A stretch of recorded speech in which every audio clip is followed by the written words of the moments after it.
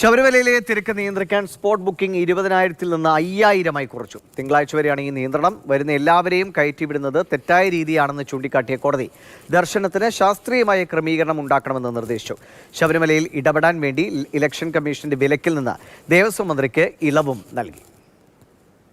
ശബരിമലയിലെ തിരക്ക് നിയന്ത്രിക്കാൻ കർശനമായ ചില നടപടികളിലേക്ക് ഹൈക്കോടതി കടന്നിരിക്കുകയാണ്.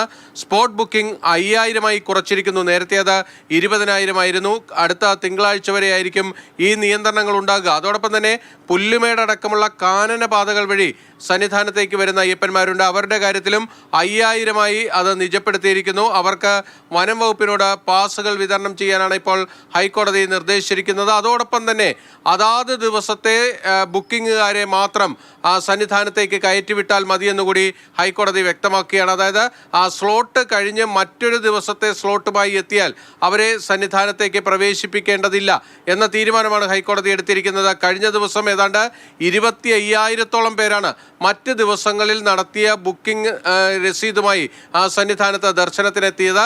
അത് വലിയ പ്രതിസന്ധി ഉണ്ടാക്കിയിരുന്നു. അതുകൊണ്ടാണ് അതാത് ദിവസത്തെ ബുക്കിങ്ങുകാരെ മാത്രം ഇനി പ്രവേശിപ്പിച്ചാൽ മതി എന്ന കർശനമായ തീരുമാനം കൂടി ഹൈക്കോടതിയുടെ ഭാഗത്ത് നിന്ന് വന്നിരിക്കുന്നത്.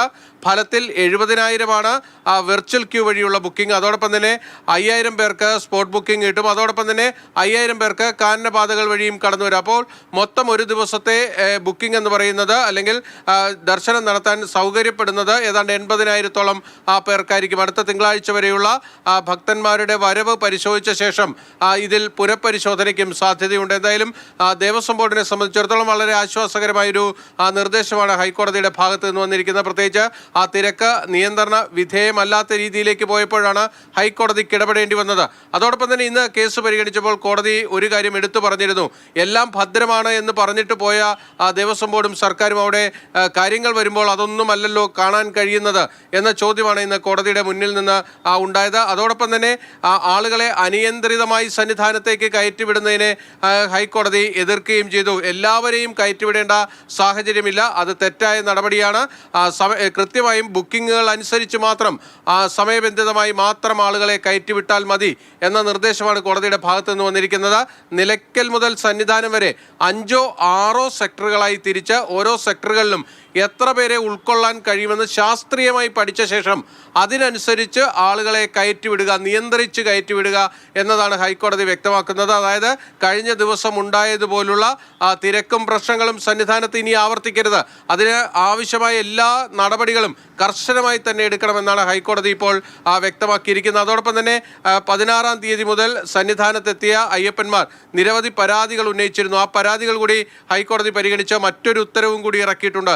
സന്നിധാനത്ത് ടോയ്ലറ്റുകളുടെ അഭാവം ഉണ്ടായിരുന്നു. അതുകൊണ്ട് 1000 ബയോ ടോയ്ലറ്റുകൾ കൂടി ശബരിമലയിൽ സ്ഥാപിക്കാനുള്ള നിർദ്ദേശം ഇപ്പോൾ ദേവസ്വം ബോർഡിന് നൽകിയിരിക്കുന്നു. അതോടൊപ്പം തന്നെ ഓൺലൈനായിട്ടുള്ള പരാതി പരിഹാര സംവിധാനം അവിടെ വേണം. അതിന് ശബരിമലയുടെ വെബ്സൈറ്റിൽ സൗകര്യമൊരുക്കണം. അതോടൊപ്പം തന്നെ വിവിധ നാടുകളിൽ നിന്ന് അയ്യപ്പന്മാരെത്തുന്നു, അവർക്ക് ഹെൽപ്പ് ലൈൻ സംവിധാനം ഏർപ്പെടുത്തണം. ആ ഹെൽപ്പ് ലൈനിൽ വിവിധ ഭാഷകൾ കൈകാര്യം ചെയ്യാൻ പ്രാപ്തരായവരെ നിയോഗിക്കണമെന്ന് കൂടി ഹൈക്കോടതി വ്യക്തമാക്കിയിരിക്കുന്നു. ഏറ്റവും അടിയന്തരമായി അവിടെ ചെയ്യേണ്ടത് കുടിവെള്ള വിതരണം ഉറപ്പാക്കുക എന്നതാണ്. അത് ഏറ്റവും വേഗത്തിൽ ചെയ്യാനാണ് ഇപ്പോൾ ദേവസ്വം ബോർഡിന് നിർദ്ദേശം നൽകിയിരിക്കുന്നത്. സന്നിധാനം, പമ്പ, അതോടൊപ്പം തന്നെ നടപ്പാത, ഈ 3 സ്ഥലങ്ങളിലും മുഴുവൻ സമയവും കുടിവെള്ളം വിതരണം ചെയ്യുന്നതിനുള്ള സംവിധാനം വേണമെന്ന് കൂടി ദേവസ്വം ബെഞ്ച് നിർദ്ദേശം നൽകിയിരിക്കുകയാണ്. കൊച്ചിയിൽ നിന്ന് ബിനിൽ, മാതൃഭൂമി ന്യൂസ്.